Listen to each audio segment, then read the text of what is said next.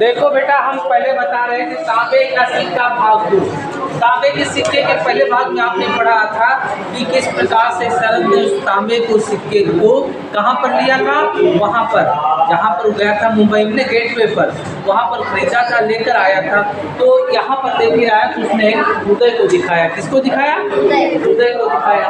और उदय को दिखाने के बाद बहुत पसंद था तांबे के सिक्के। वो ईस्ट इंडिया कंपनी के ज़माने का, कब का था? ईस्ट इंडिया कंपनी के ज़माने का था। तो उसने शरद ने लेकर उनकी फ्रांस से एक दिन ऐसा हुआ कि हाँ, उदय तो चला गया, शरद के यहाँ आकर उदय अपने घर चला गया। लेकिन सुबह जब शाम को शरद उठा तो उसने सिक्का उसको नहीं मिला। सिक्का नहीं मिला तो उसने अपनी अलमारी, ठीक है ना, अलमारी को उसने देखा। क्या देखा? अलमारी को उसने देखा। और अलमारी को देखने के बाद में अलमारी में भी उसको सिक्का नहीं मिला। और सिक्के थे वहाँ पर, लेकिन वो तांबे वाला सिक्का नहीं था। वो तांबे का सिक्का कब का था? जब ईस्ट इंडिया कंपनी चलती थी, अंग्रेजों के पीरियड का था, ठीक है।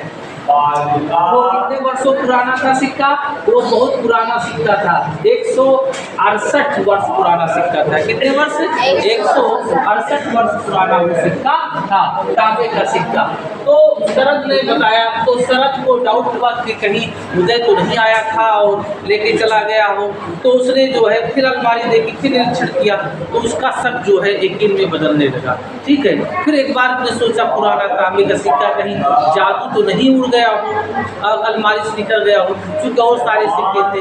लेकिन जब उसको ऐसा हुआ तो उसको डाउट जो था, उसका डाउट वो जो है वो डिटरमाइंड होने लगा, निश्चित होने लगा कि इसको शरद ही लेकर गया है, इसको शरद ही लेकर गया, समझे ना। उसके बाद में फिर क्या हुआ? शाम को फिर शरद आया, वो उदय आया। तो उदय शाम को आया, मिलने के लिए आया, तो कहा आज बहुत खुशी है, देखो पेपर में क्या निकला है। तो पेपर में एक्चुअली जो उदय था उसका चतुरंग मुंबई शतरंज जूनियर चैंपियनशिप में वो क्या था? विजेता था, विनर था। क्या था? विजेता था। चतुरंग मुंबई शतरंज जूनियर चैंपियनशिप में वो क्या था? वो विजेता था। तो पेपर में उसका नाम छपा। इसका उदय का पेपर में नाम छपा था। तो खुशी के लिए मित्र थे, तो वो पेपर लेकर शाम को पूछा, देखो इस पेपर में क्या मैं बहुत खुश कहें। तो इस शरद के दिमाग में तो वही बात वही कीड़ा था कि मेरा सिक्का चोरी करके ले गया। उसने कहा आप खुशी क्यों नहीं होगी, आप मेरा सिक्का जो हाथ मार दिया, साफ कर दिया। तो वो ईमानदार लड़का तो उसको ठेस पहुँच गई कि मैंने तो ऐसा नहीं किया। कहीं ना आप ठंडे दिमाग सोचो, मैंने आपका सिक्का नहीं लिया है, ये सिक्का जो है कहीं होगा, कहीं नहीं आप। तो उसके बाद वो चला गया।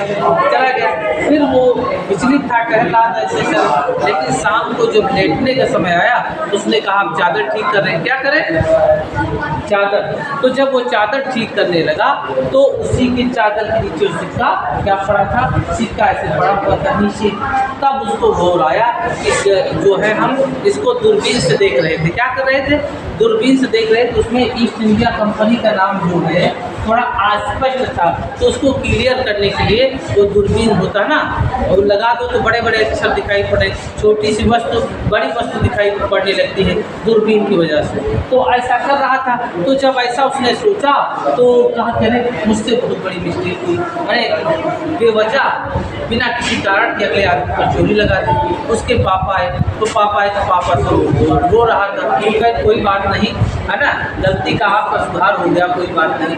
तो वहाँ पर जो वो लेकर गया तो कहा, उनके पापा ने कहा चलो मेरे साथ हम उदय के घर चलते। तो उदय के घर गया। हाँ, तो उदय के घर जब वहाँ गया तो देखा कि उसके भी पापा खा गए। तो बोले कि मेरा शरद एक गलत फहमी की वजह से और बहुत परेशान है और चोरी लगा दिया था भैया पर, आपके बेटे पर, उदय पर, और इसलिए चूँकि सिक्का वहीं पर था, ये गलत फहमी में ऐसा हो गया है। तो वो आए, अरे आइए बैठिए, दोनों दोस्तों में क्या लड़ाई, मित्र है, चलो अच्छा है। शंका जो थी, वो जो मन में था दुराग्रह, वो हट गया है। अदरवाइज तो उन्होंने कहा देखो कि कि अंग्रेजों ने, ठीक है ना, अंग्रेजों ने जब अंग्रेजों का एक सिक्का यहाँ दोस्त में लड़वा दिया है, उनका एक सिक्का यहाँ दोस्तों में आपस में बैल करा दिया है, तो मुट्ठी भर अंग्रेज क्या थे, मुट्ठी भर अंग्रेज क्या थे, भाई भाई को लड़ाते थे। क्या है, वो भाई भाई को लड़ाकर फूट डालते थे और राज करते थे। ठीक है, एक राजा ने दूसरे राजा से लड़ा दिया। भाई पहले हमारे यहाँ क्या था, अंग्रेजों का शासन नहीं था, ठीक है ना। जब 1600 ईस्वी में, तब 1600 ईस्वी में ईस्ट इंडिया की स्थापना हुई। किसकी हुई, ईस्ट इंडिया की स्थापना हुई। और उसके बाद वो व्यापार करने के लिए भारत आए थे अंग्रेज, और व्यापार करने के धीरे धीरे उन्होंने अपना साम्राज्य विस्तार किया और राजाओं के यहाँ अपने सैनिक रखे, फिर उनका अपना राज्य हड़पा, फिर एक सैनिक से एक राज्य से दूसरे राज्य को लड़वाते थे, एक की मदद करते थे, दूसरे को हरवा देते थे, फिर उसको अपने अंडर में कर लेते थे।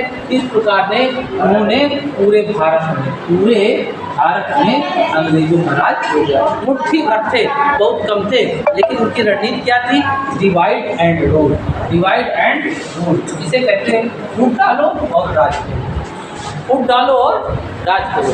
तो उन्होंने कहा जब अंग्रेजों के सिक्के ने देखो दोस्ती में दरार पैदा कर दी, तो अंग्रेज क्या करते रहे होंगे। अर्थात इस प्रकार से अंग्रेज जो है भारत पर बहुत दिनों तक राज किया।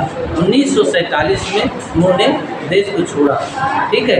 15 अगस्त मनाते हो ना आप लोग, तो 15 अगस्त 1947 को हमारा देश आज़ाद। तो इस प्रकार से ये सिक्का जो था, तांबे का सिक्का, सिक्के की कहानी आपकी यहीं पर स्थगित होती है। आपने देखा कि किस प्रकार से शरद और उदय के मध्य दोस्ती में किस प्रकार से इस तांबे के सिक्के ने प्रभाव डाल दिया, ठीक है।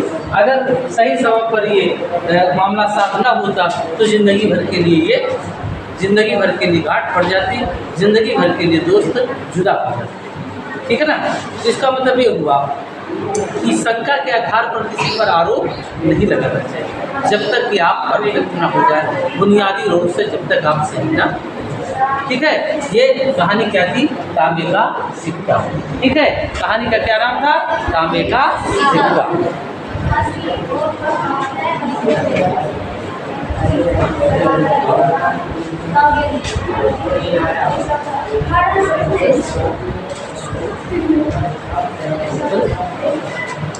तो ये कहानी क्या थी, तांबे का सिक्का, और दोनों मित्रों के मध्य थी शरद और उदय। पाठ समझ गए, कहानी समझ में आ गई।